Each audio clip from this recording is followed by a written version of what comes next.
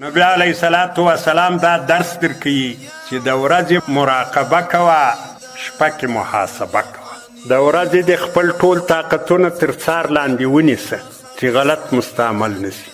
ماخستن به بیا له ځان سره حساب وکړي. نو که چیرې دغسې زندګي په دنیا کې یو سړي تېره کړې وي، نو هغه خوا د 24 ساعته د شواروز اسلام مخته وي، دی په پسې وي چې اسلام کمې ښوونې کوي، دی په هغه عمل کوي.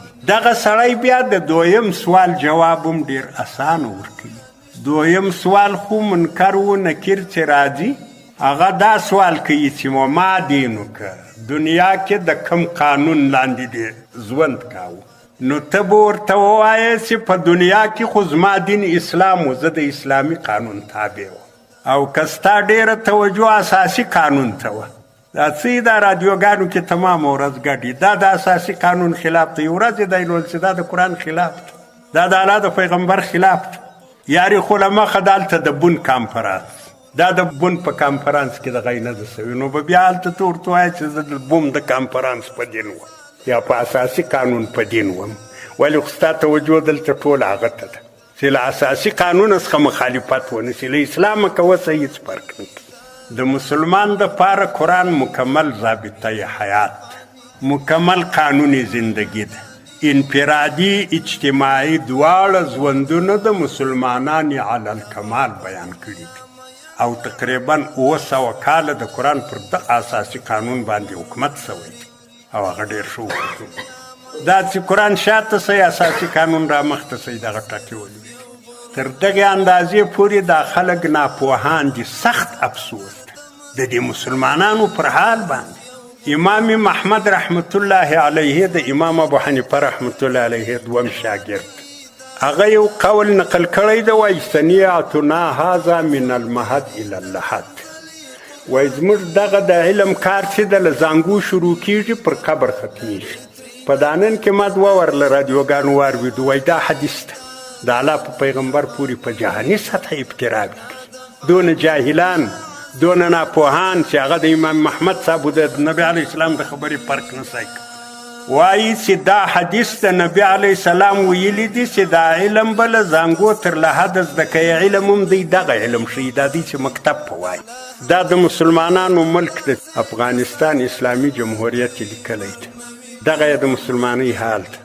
نه د پیغمبر د خبرې په مقتضا پیږي، نه د ائمهو د خبرو په مقتضا پیږي چې ویې ویل هغه یې وویل.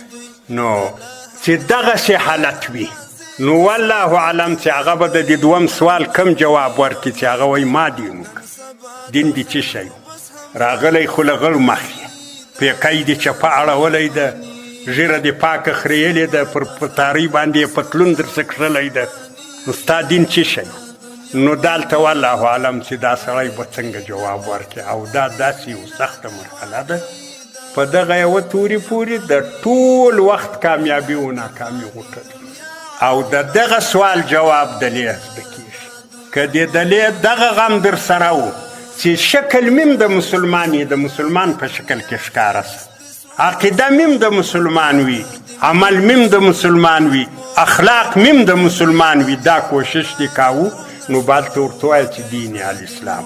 او که هغسې نه و، په تلویزیون کې پسې ګرځېدې چې د لندن والا څنګه پتلونان دي، د هندوستان والا څنګه پتلونان دي، د چینایانو څنګه پتلونان دي، یوه ورځ دې چینایي پتلون اغوستی و، بله ورځ دې لندنی اغوستی و، بله ورځ. نو بیا والله اعلم چې په دې جواب کې به کامیاب کېږي، او دا جواب بار سړی ورکوي، هلته بیا دا کیسې نشته.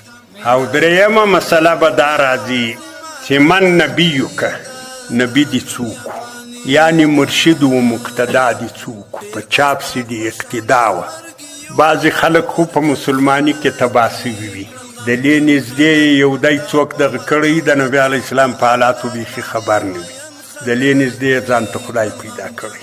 ما درته وویل چې د مسلمانانو دپاره حقیقي مرشد، لوی مرشد نبي علیه السلام. ستا د عقیدې، ستا د اخلاقو، ستا د اعمالو د ټولو درس یې درته پرېښی ده، او داسې یې پرېښی ده چې ټکي په ټکي په کتابو کې نوټ ده.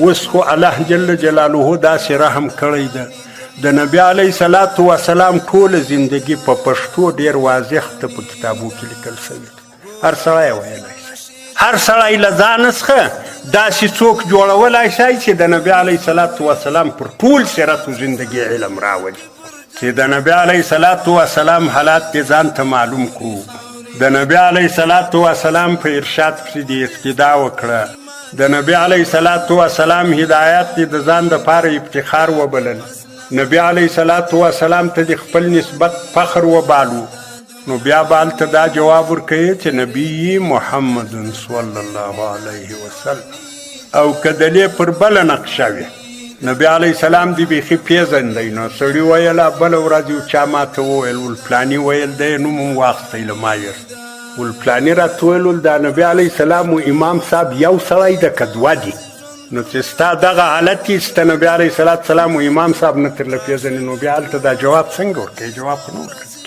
هلته به ته څه وایې دلې ته دغسې پټې سترګې رالوی شوې چې فیسبوک دې زده کوي انټرنیټ دې زده کوي د ټولې دنیا د سیاست ته ترجمان یې د امریکې د سیاست ته تحلیل کوي د چین د سیاست ته تحلیل کوي د هندوستان ته کوي او دغه ځای نه در معلوم چې نبی علیه صلات سلام و امام صاحب سره جلا وکړي او سړی موږ هم په مسلمانانو غوږ نه باسو مسلمانان هم په ځان نه باسي که نه چې اوس دا زموږ د ماجد کې چې دا ناست یو دغه سره وږغېږو ناوله دې به وارو که نه د باندې چې ګرځي هغه خو ایسې واچو دا بې غوري